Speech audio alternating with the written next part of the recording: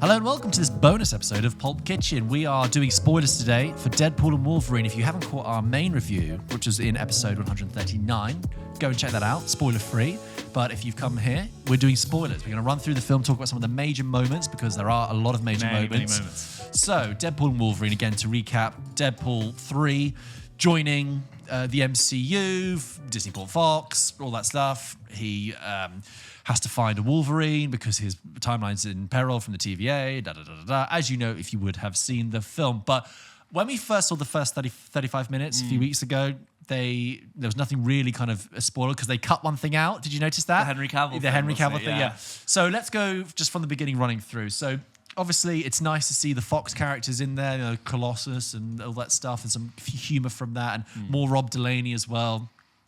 And I think, the first major thing that is to be there is that in hunting for all the different Logans and going through all the different time portals, you get like the short Wolverine thing. I didn't catch the first time because that he's meant to be 5'3" in the comics, and it's like a joke about. And he says, "Oh, this is comically accurate Wolverine." Wow. So he's meant to be really short. I mean, I think he looks a bit shorter there. I think that's actually 5'3". But yes, then he gets the Cavalrine. I wasn't aware that this was a thing online, but surely it's some sort of fan service. Yeah. Henry Cavill in there as people go, "Oh, okay, cigar chomping."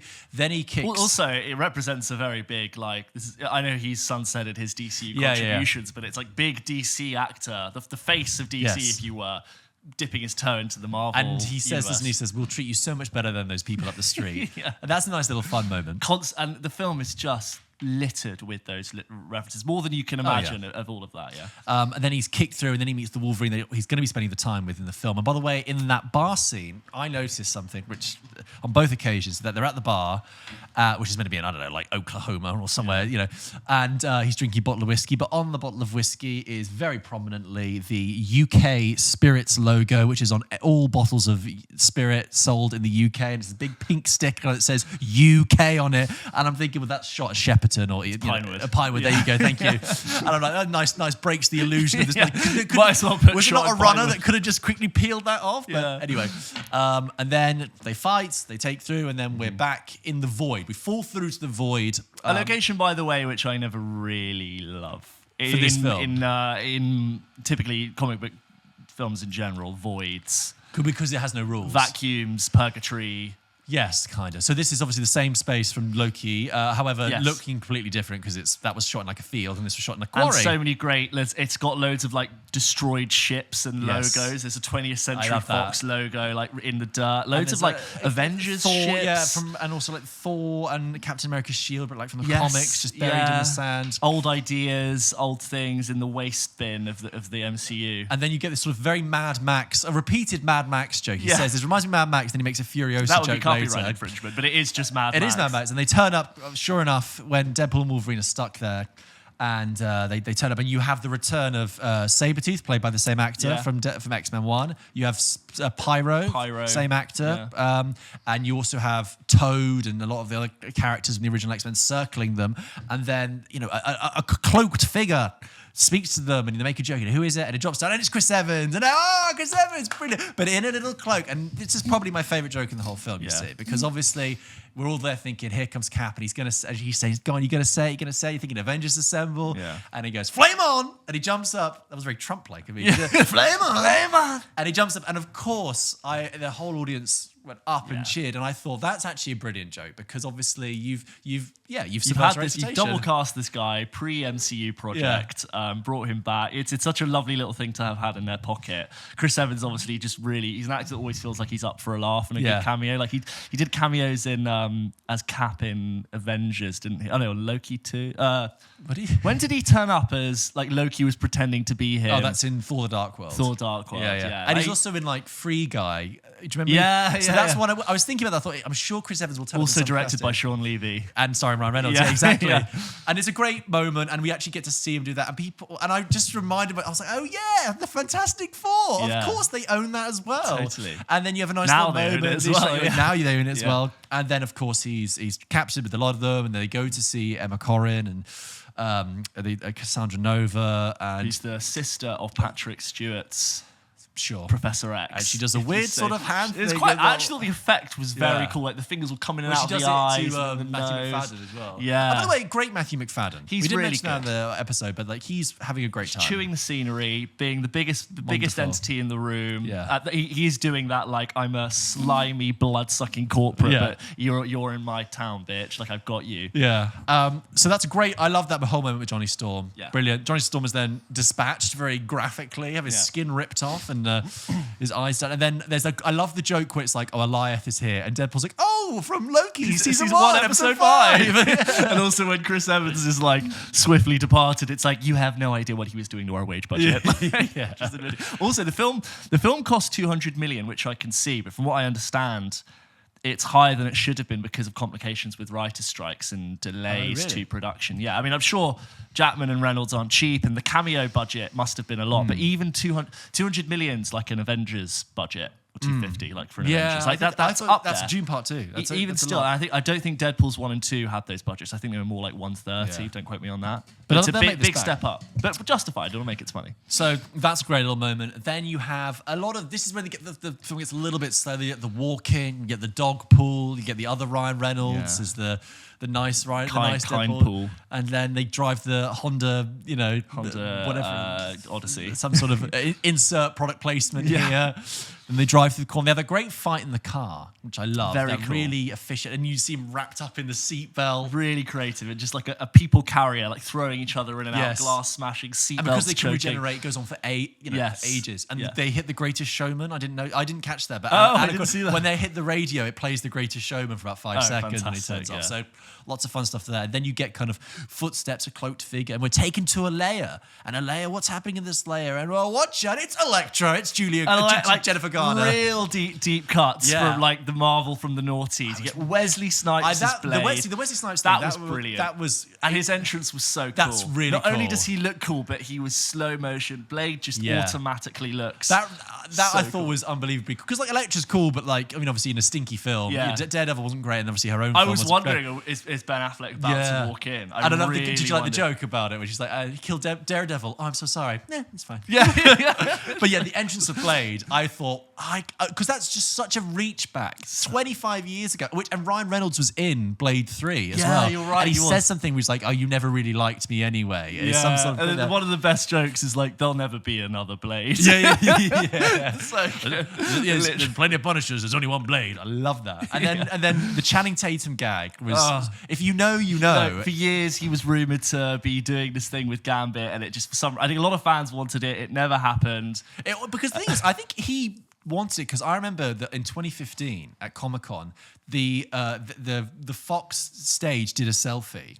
And he took it. He took the selfie with Miles Teller and all the other Fantastic Four. You've got to imagine they were in advanced talks and just for some reason didn't happen. And he looked ridiculous in this film. They made him ridiculous. He had an awful accent. And a number of times were like, who is your dialect coach?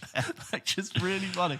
And like they were like on their own little adventure, helping them out. In it longer than I thought. That's the thing. I thought they were just going to be in that cave no, scene. But they were contributing to the fight. And in fact, the fact that they were able to film probably was like 2 weeks worth of shooting. A proper action scene. Expensive. Channing Tatum for that much time. And also, no spoilers. No paparazzi seeing Channing Tatum coming out wearing the Gambit stuff. Very well done. Very well done. I really liked that. Really liked that. Just real deep cuts for people who know. And then D23. Did you ever see the Elektra film? No way. There is one, isn't there? Yeah, there's an Elektra film. I've seen Daredevil with Ben Affleck, where she obviously has her origin story in that. Yeah. Doesn't she get killed in that one? That's the weird thing that she's sort of brought back. But probably. Yeah, no. I've not seen those, but in it longer than we thought. Then you get Daphne Keane as X23? Yeah, with the double claw. Yeah. Who I'm like, I see that, and I'm like, oh yeah. That for me, that in a weird way, that cheapens Logan more than bringing Having this them than Hugh Jackman again. because I'm like, you're directly from that film. You're That's not what I'm saying. It film. does. It's not. I know the different. We addressed this in my main review. It's not the fact that it's just a different variant of Logan. It's our emotional reaction to seeing Hugh Jackman as Wolverine. Yeah, I ultimately think even if this film makes the joke first, it does cheapen Logan. I worry that were I to watch Logan now, it doesn't make that film as impactful. I wouldn't sit back and go, yeah, that was the last thing. He did. They really did amazing sunsetting of that character. How many times have you seen it, Logan? Logan, twice. Yeah, I've only seen it once. Yeah. Oh, let's go back and watch it. Yeah, I think it's good. James Mangold. There's a great moment where it's like, it's in one of the fight scenes where Deadpool like takes Logan's adamantium claws onto himself, and he's just fucking up these TVA agents, and he gets one of them like right in the arse and one of them in the crotch, and they're both like, make it stop, and he's like, James Mangold tried. I didn't catch that. That's so one of my favorite lines. Really? There's so many just throwaway lines. James Mangold tried. I remember him saying Wolverining is hard, and he stabs himself through his own arm. I like that. Yeah, it's in that fight scene. It's like, James Mangold tried. And then you have this siege at Cassandra Nova's place, but there's also lots of other like minor Juggernaut. There's also Bullseye and not Psylocke, not Vinnie Jones, no. And that's quite fun and very graphic. And you have decapitations and people's legs being cut off.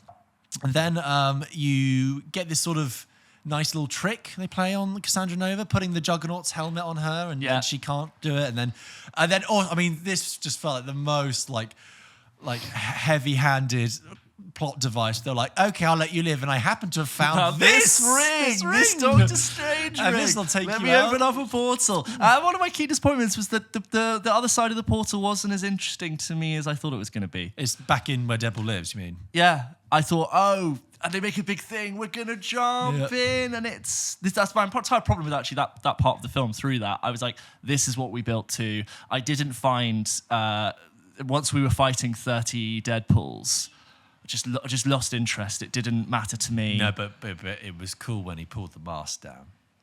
What was it again? And, when Wolverine pulled the mask down. Oh yeah, that was that's great. cool. But I would have rather that happened fighting something a bit more interesting and consequential to me. We got all the way there to fight Blake Lively and a bunch of other Deadpools. And then they all get back up again, and then they all just become friends with Rob Delaney. And I thought, why don't you Deadpools come downstairs and help us with all this problem? And all of this, I just was like, what's the meaning here? Apart from a very cool action scene, and the Wolverine helmet, very cool. I love that. I thought it was lots great. of jokes. I just was like, we're here, why?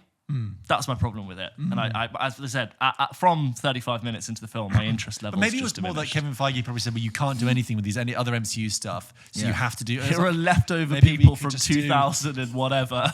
Here's Wesley Snipes and thing. Did you know the Blade was the Marvel never bought Blade back? Marvel had Blade from the beginning. So Marvel, Blade, the first film, was made by like New Line Cinema, and I think at the time it was called like Marvel Enterprises, which then became Marvel Films, which then became Marvel Entertainment, which then eventually became Marvel.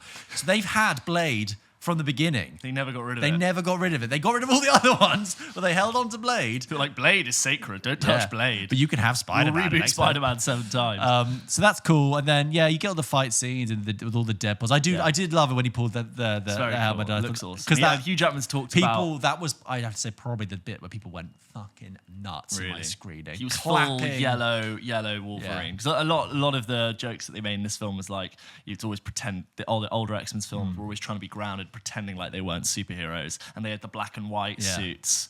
And he's always been in the white vest and the leather jacket, much more grounded, much more realistic. Whereas obviously Wolverine typically in the outfit. And he said that when he got on the costume, he was like, it felt so good, it felt so right, it felt really powerful and cool, worked.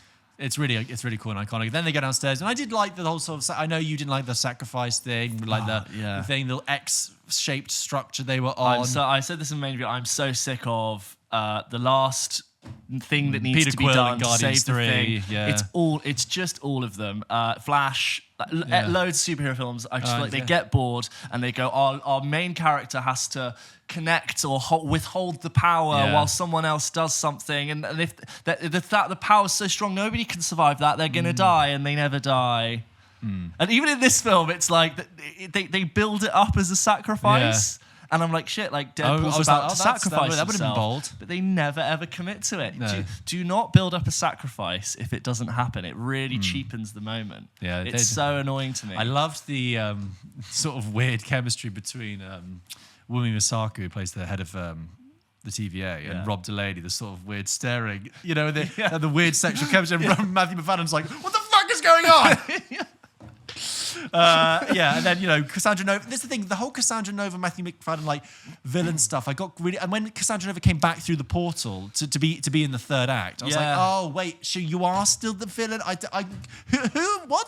What am I? It's like kind of our main point. It's like when we're having so much fun throughout, and there's so much amazing fan service, but like zoomed out on paper, you look at the plot and you go, ultimately, it's a great excuse to have a bunch of fun with characters. Yeah. It's not exactly this like essential before and after. Yeah. This is really a statement on superhero films. It's just one of the funniest side quests you can go and see right now. Yeah, that's true. And then the film ends, and it's kind of like, again, it's ambiguous when Deadpool says to Wolverine, so I'll probably see you around, and he goes, probably not. And I'm like, yeah, emphasis on the probably, because I'm sure they'll wheel you out again. I'm wondering if they'll never... For the final fight in Secret Wars. Final fight. That's basically, you've just kind of said what I think is going to happen. No. It's more that I don't think we'll ever have a Wolverine movie again. No. I'm wondering if Hugh Jackman will just agree to do cameos and bits and side things from now on. Yeah. So agree, in Secret Wars or Doomsday, he might turn up for a scene, hell, even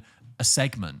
But it's I don't think we're ever going to get Wolverine's movie anymore. If they want to do in Final Avengers that same thing where they tip the toys out of the pram. Oh, I love that. It's not just the Fantastic Four and the X-Men. It's they get Fassbender, McAvoy, Halle Berry, wow. James Marsden, all of them. From the other verse, yeah. Yes, that's what was missing from, even though it felt like it couldn't be possible, from the end game moment. I'm talking everyone. The only problem is that Marvel will want to do their own X-Men. They want to cast their own X-Men. They set their own impression. And they'll be there.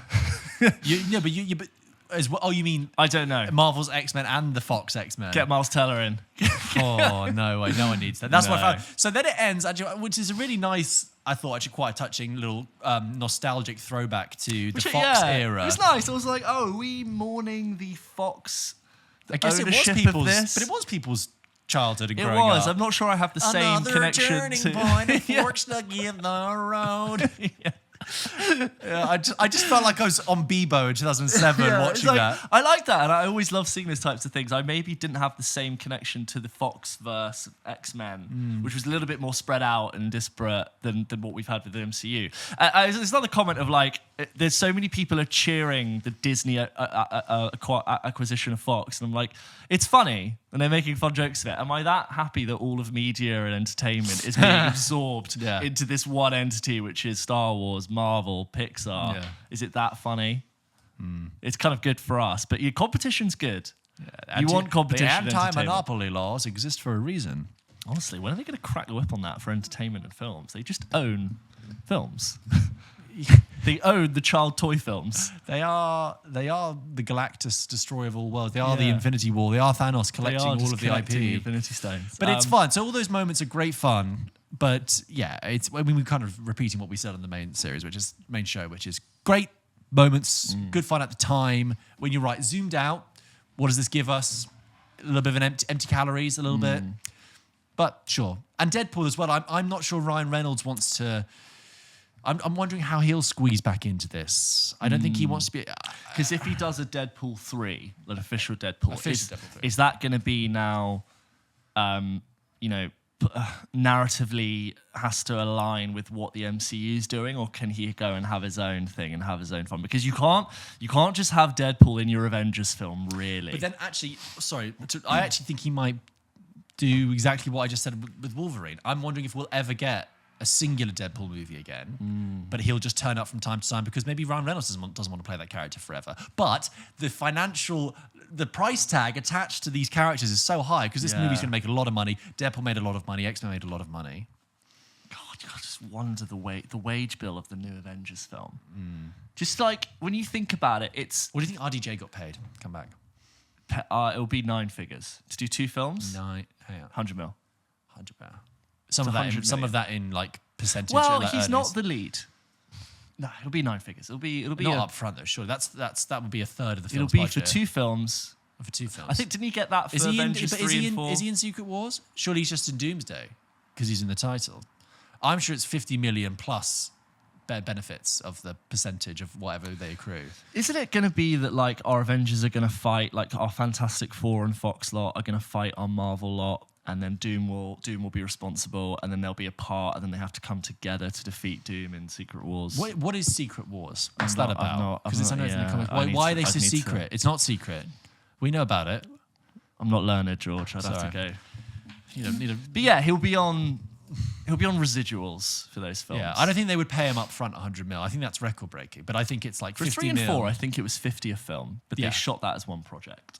So he had signed a contract up to Avengers 3 and 4, famously, which is worth a lot of money, and then Anyway, but just on my point, that film was proven to be the highest grossing film of all time until Avatar re-released, right? It was massive. All of those stars are going to want, oh, you're doing it again, pay me, I want double. I know you're making your money. I can't even imagine that the wage bill alone must be enough to make a film. Unless it's all, that's my point, unless it's all put into, you'll get a percentage.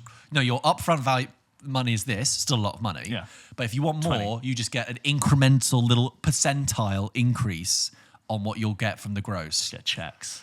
Like when Tom Holland. Yeah, Tom Hollander got. It's a great story where the actor Tom Hollander accidentally got sent Tom Holland's residuals for the Avengers, and it was like north of $1 million. Yeah. Just a residual check. I think it's, if not more. Because he just said it was 6 figures. I mean, I think it was multiple. In my head, I had 5 million. And that was just the initial bonus, box office bonus, first payment. Mad. Absolutely insane. I wouldn't have said anything. I would have just gone, thanks. Thank you very much. Did enjoy my time as rogue trooper in Avengers. Thank you very much for listening to this bonus episode of Pulp Kitchen. This was a talk about Deadpool and Wolverine. I feel a bit exhausted now. It was quite a big film. It was. It's a lot to chew on. It's a lot. It was a Deadpool and a Wolverine. How much did Madonna get paid for that song? Yeah, a lot. That's because that's not just using they deconstructed it, used a different version, used it in the marketing. Oh, the in-sync choreography was just fantastic. You know, and he's doing the bye. Yeah, and like it just cuts to immaculate choreography of that, and just doing the whole thing. It was just brilliant, fantastic. No expense spared. Avril Lavigne also getting a nice little paycheck. I'm With You was played. When it's a day. Yeah, but what was the point? When they finished the car fight and they drove off back into the void, they were playing that song. Ah, okay. Yeah, got it. Before we wrap up this spoiler episode, I just want to read out an email we received about Deadpool and Wolverine from Joseph, who kindly wrote spoilers in the subject line so we know not to do that on the main show. Joseph writes and says, "Hi boys, Joe again from Tasmania. I'll start by saying I've recently joined the Patreon. Thank you. And I can't recommend it enough. Double Take keeps entertaining us every week, and it's also always so fun to hear your thoughts on recent news. No doubt you'll talk about Marvel's big RDJ Doctor Doom reveal and even older films and how they fare today. Love it and keep it up." Thank you, Joseph. We've not paid you to say that, but it's very kind of you to just email and say it. Anyway, the main news is how good Deadpool and Wolverine was. I've seen it twice now on opening weekend and had an absolute blast each session. Nice. During the first watch, my friends and I were laughing our heads off the whole film, with the glorious in-sync opening sequence really setting the tone for the film. Obviously, all the cameos had us in shock. Here come the spoilers. Henry Cavill's brief appearance was really well done. The little kid in me absolutely loved Chris Evans back as Johnny Storm. Yeah. Him saying "Flame On" made me so happy. Elektra was cool. The Daredevil joke and Jennifer Garner's reaction was great. The Wesley Snipes back as Blade Runner, back as Blade, even though he and Reynolds had beef. Amazing to see that. Although his ice skating line felt shoehorned in. I don't get that. I don't remember it. But the real scene stealer was Channing Tatum as Gambit. His over-the-top accent was hilarious because Gambit's meant to be Cajun. He's meant to be from New Orleans. That's his whole thing.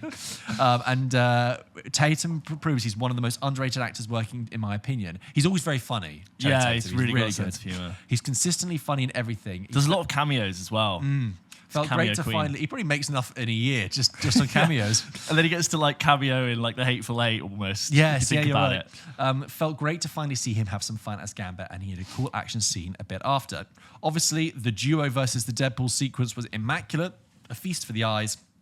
Upon seeing it twice, I was able to appreciate the jokes I missed the first time and was able to appreciate the plot for what it was, albeit fairly basic and exposition filled. But nevertheless, I love this film. I really hope Marvel starts to get back on track with delivering entertaining and compelling stories for a new age of fans. Anyway, lots of love from Tasmania. Keep up your hard work. We all appreciate it. The film actually on exposition handles quite well nurturing you in and even the non-MCU people in and go, look, that's you, that's your world, this is a different world, that was a variant, go find a new one. Yes. It wasn't as bad as it wasn't thought of it. We found it harder to explain it right now than the film does. It's obviously they've dotted their I's and crossed their T's when it comes to letting people in. I thought, you know what, didn't feel that crazy watching it.